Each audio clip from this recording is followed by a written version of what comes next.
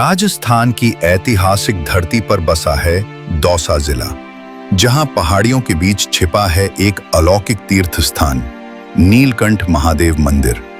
यहां की शांत वादियां, गूंजते मंत्र और प्रकृति की गोद में स्थित यह मंदिर न सिर्फ श्रद्धा का प्रतीक है, बल्कि एक अद्भुत आध्यात्मिक अनुभव भी है। तो चलिए हमारे साथ इस पवित्र स्थल की एक मनमोहक यात्रा पर, जहां हर कदम शिव की महिमा से सराबोर है।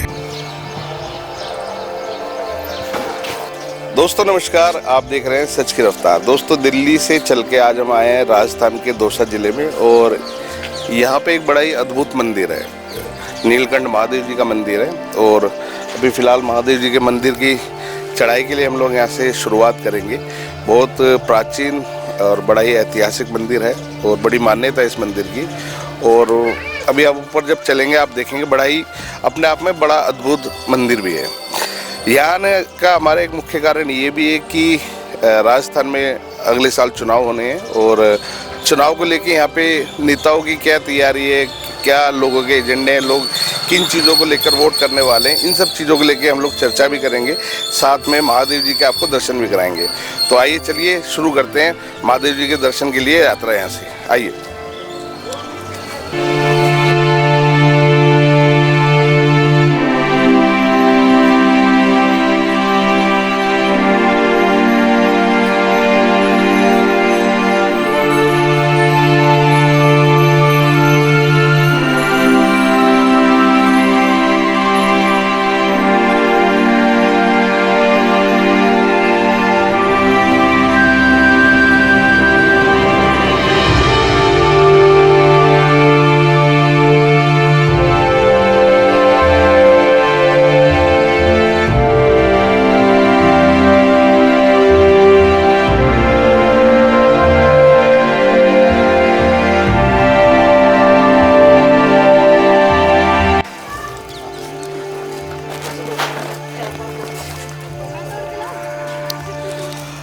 दोस्तों नीलकंठ महादेव जी की चढ़ाई इसी जगह से शुरू होती है, और बहुत सारे श्रद्धालु हैं जो दर्शन करने बाबा के ऊपर जा रहे हैं। आप यहीं दौसा जिले से हैं जी? बिल्कुल दौसा से ही हूँ। यहीं रहते हैं? हाँ यहीं तो महादेव जी के दर्शन के लिए रोज आते हैं आप? रोज जाते हैं। रोज जाते हैं? रोज। अभी कितने ऊपर चढ़ाई है जी?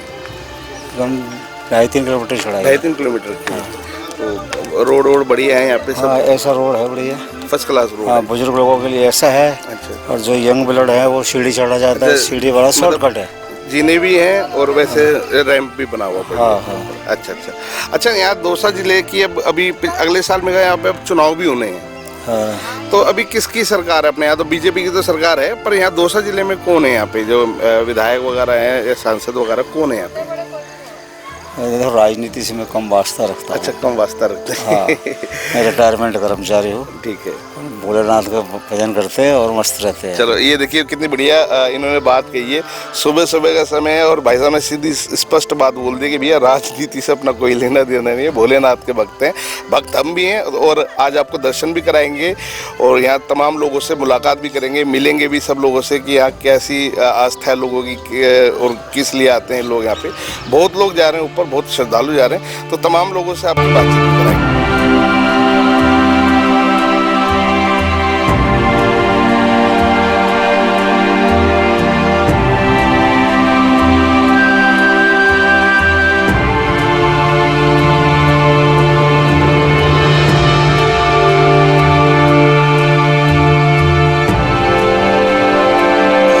दोस्तों नीलकंठ महादेव जी के दर्शन के लिए नीलकंठ महादेव जी के दर्शन के लिए हम लोग जा रहे थे, और बहुत सारे श्रद्धालु यहाँ महादेव जी के दर्शन के लिए जा रहे हैं। चढ़ाई थोड़ी सी सख्त है, बाकी अपनी अपनी श्रद्धा है।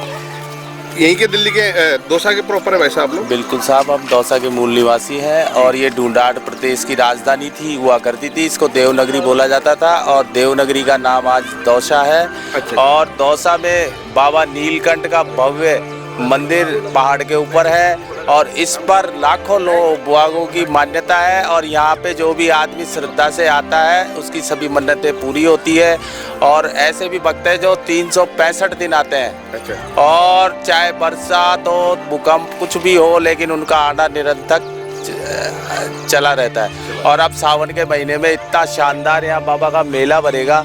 पूरे सावन में सुबह शाम दोपहर पब्लिक के आसपास के 100 किलोमीटर तक की है ना, जिसका पूरा और बाबा के जीर्णोद्धार के कार्यक्रम चल रहे हैं। और यहाँ पे पूरे शहर का शानदार व्यू नज़र आएगा आपको। और पर्यटकों के लिए बहुत ही अच्छा सुंदर मनोरम स्थान है। और यहाँ पे जो भी भक्त अपनी मनोकामना लेकर आते हैं, बाबा उनकी सबकी मनोकामना पूरी करता है। और बाबा तो वैसे ही सबकी मनोकामना पूरी करते हैं। एक बड़ी अच्छी बात यहाँ दिखी कि अधिकतर हम लोग देश भर के सब तमाम मंदिरों में गए और व्यवस्था कई बार ऐसी दिखती है देखने को कि बड़ी खराब व्यवस्था होती है, सड़कें ठीक नहीं होती। बट अभी हम लोग क्योंकि अभी हमने चढ़ना शुरू किया तो यहाँ व्यवस्था इतनी बढ़िया, मतलब जैसे रैंप भी अच्छे बनाए हुए, बढ़िया ग्रिल लगाई हुई है सेफ्टी के लिए, साफ सफाई का विशेष ध्यान रखा गया है और कई सारे श्रद्धालु हैं। भाई साहब, आपका शुभ नाम बताएं। मेरा नाम गौरीशंकर शर्मा है। मेरा मूल निवास छिंडोली है। दौसा में 20 साल से यहाँ रह रहा हूँ और जब से मैं रह रहा हूँ आज 15 साल से मैं बाबा के आ रहा हूँ कंटिन्यू। अच्छा, कंटिन्यू लगातार? हाँ, लगातार। अच्छा, व्यवस्था बड़ी अच्छी कर रखी है यहाँ। बाबा की इतनी अच्छी मेहरबानी है, बाबा का इतना आशीर्वाद है कि व्यवस्था ऑटोमेटिक बनी है। अच्छा, एक बात पूछना चाहूँगा, मंदिर के स्टार्टिंग में अभी जैसे हमने भी देखा नीचे एक मस्जिद है, तो इस चीज़ से कोई फर्क तो नहीं पड़ता? नो, इससे हमारे कोई फर्क नहीं पड़ता। ये तो सब अब आपकी आस्था के साथ। आजकल हमारे देश में वो हिंदू मुसलमान बड़ा चल रहा है। नहीं, ऐसा यहाँ कुछ भी नहीं है। सभी यहाँ भाईचारे से रहते हैं। भाईचारे का ये भाईचारा बना रहना चाहिए। बताइए भाई साहब। अरे आप भी बोलिए मालिक।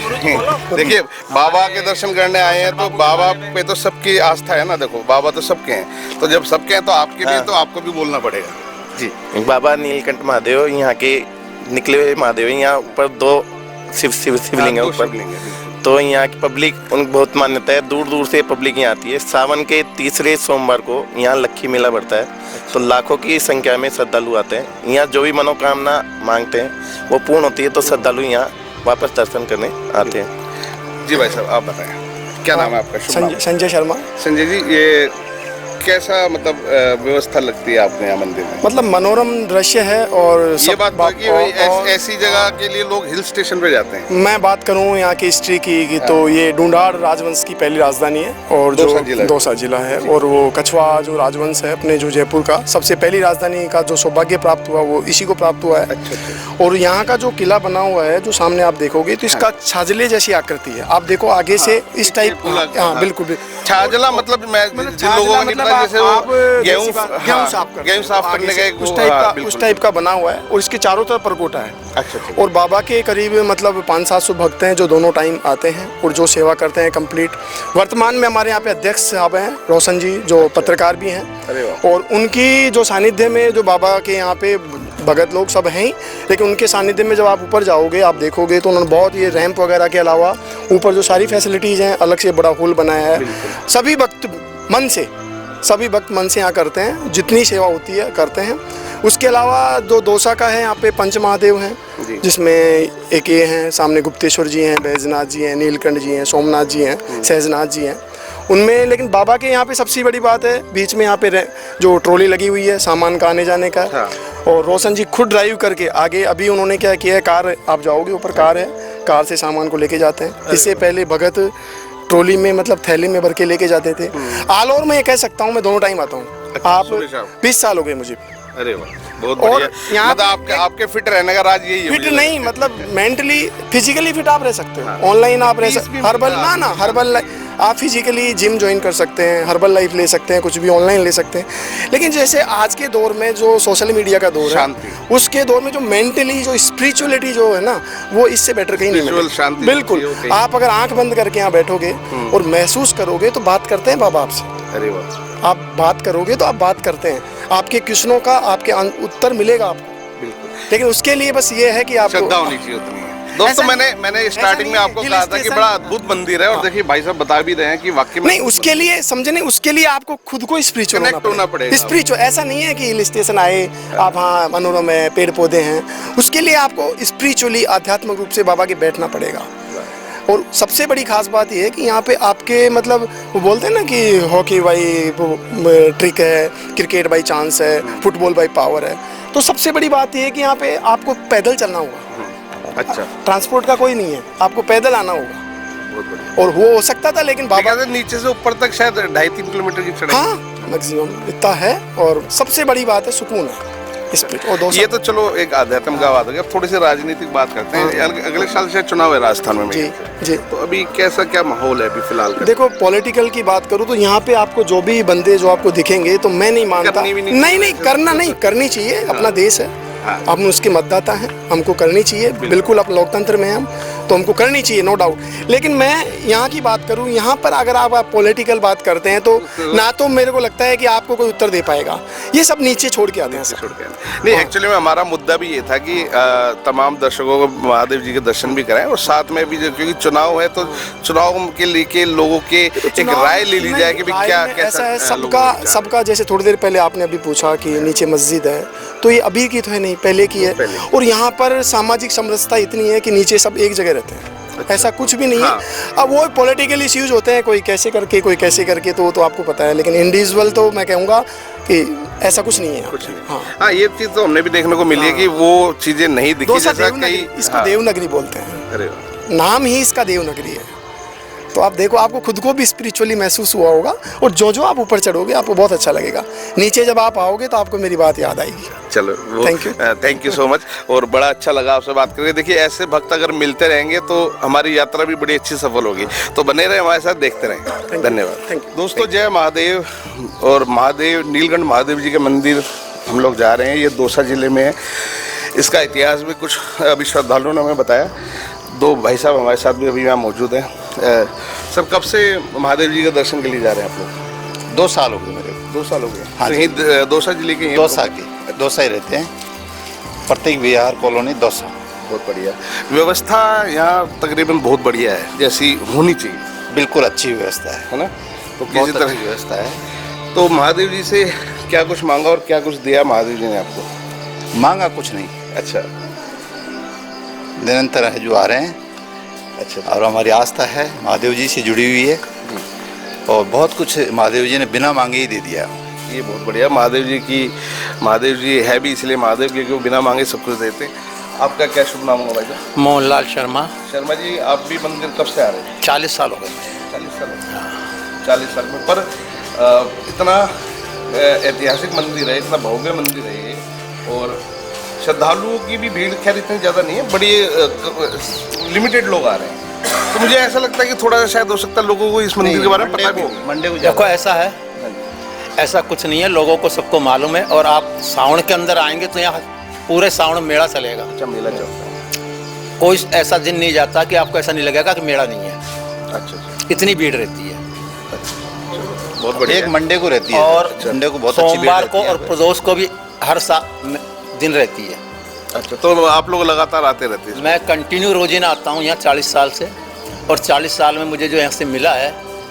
चलिए, ये भी अच्छा है कि सुबह अपना महादेव जी के दर्शन हो गए। ऊपर सबसे बड़ी बात है कि ऊपर नीचे चढ़ने में एक्सरसाइज भी वर्जिश हो जाती है, बॉडी भी फिट रहती है। साल में जो और मुझे मिला है यहाँ आज साइज में, तो ये कहता हूँ प्रभु सबको दे। बहुत बढ़िया। मेरे पास में एक कमरा था रहने के लिए, मैंने बाबा खाने अर्जी लगाई, आज मेरे पास 50 आदमी आ जाए, इतनी बड़ी। दोस्तों, आखिर नीचे से चढ़ाई करते हुए लगभग 2.5-3 किलोमीटर ऊपर चढ़ के हम लोग नीलकंठ महादेव मंदिर जी के द्वार पे पहुंच चुके हैं। और महादेव जी के दर्शन करवाते हैं आप लोगों को। बाकी लोगों से, श्रद्धालुओं से तो मिलवा ही रहे। लोग क्या कह रहे हैं बाबा को लेके। वैसे तो तमाम लोग कह रहे हैं कि भाई बाबा सबकी मनोकामना पूरी करते हैं, बाबा सबकी मनोकामना पूरी भी करते हैं। आप लोगों को भी दर्शन कराएंगे, आप भी अपनी मनोकामना मांगिएगा, पूरी होती है तो ज़रूर बाबा के दर्शन करने आइएगा। देखिए हमारे साथ।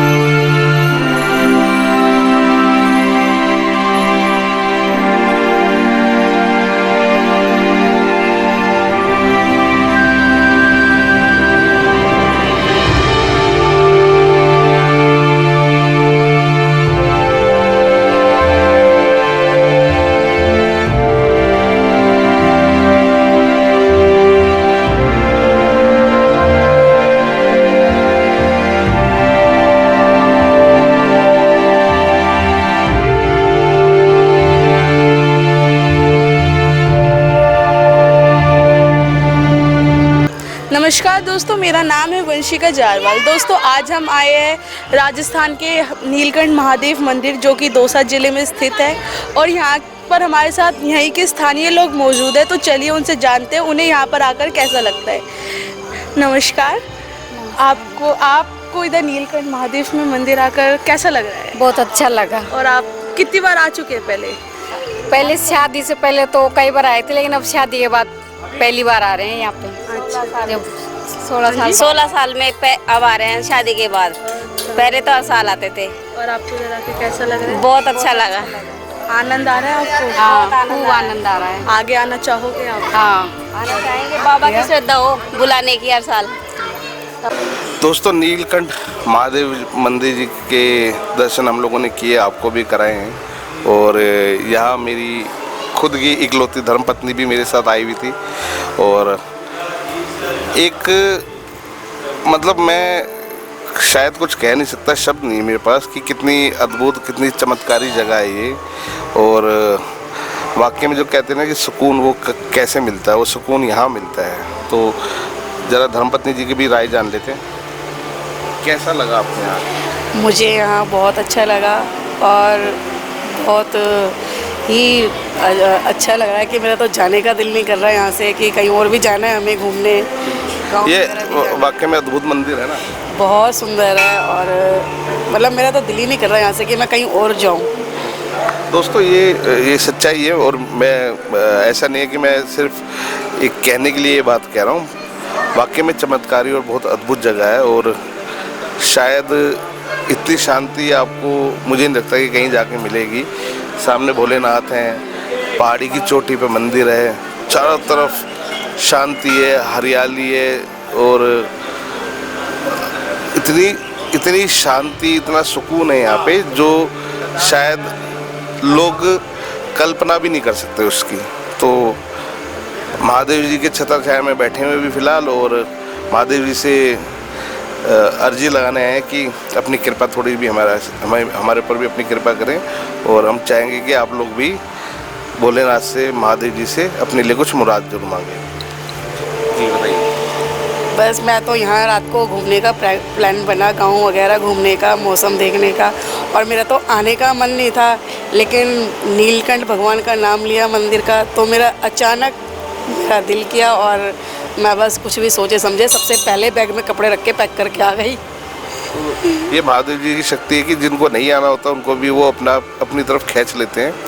और जितने लोग देख रहे हैं, मेरी उम्मीद है और मेरा विश्वास भी है कि महादेव जी आपको भी अपने पास ज़रूर बुलाएंगे। धन्यवाद।